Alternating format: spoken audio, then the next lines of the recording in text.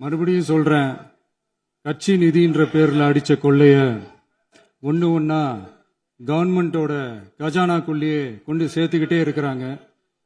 இப்பவும் சொல்றேன், மக்கள் பணத்துல இருந்து ஒரு பைசா கூட தொடமாட்டோம், தொடவும் விடமாட்டோம், தொட்டா விடமாட்டோம், இதுக்கு முன்னாடி தொட்டவங்களையும் விடமாட்டோம்.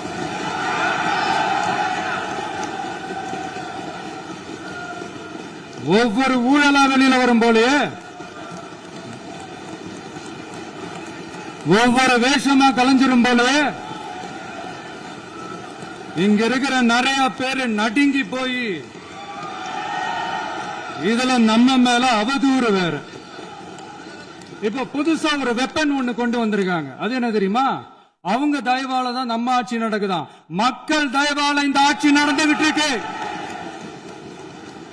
மனசாட்சி உள்ள சக்திகளோட ஆதரவால இந்த ஆட்சி நடந்துகிட்டு இருக்கு. நாங்க தான் அனுப்பி வச்சோம், நாங்க தான் அனுப்பி வச்சோம் அப்படின்றாங்களே. அனுப்பி வச்சவங்களுக்கு மினிஸ்ட்ரியில இடம் கொடுத்தா ஏன் கதறீங்க?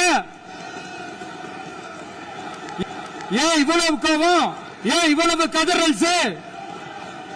இதுல இன்னொரு முக்கியமான விஷயம், மார்க்சிஸ்ட் கம்யூனிஸ்ட் கட்சி நமக்கு ஆதரவு கொடுத்தது சுயேட்சையா எடுத்த முடிவுன்னு சொல்றாங்க.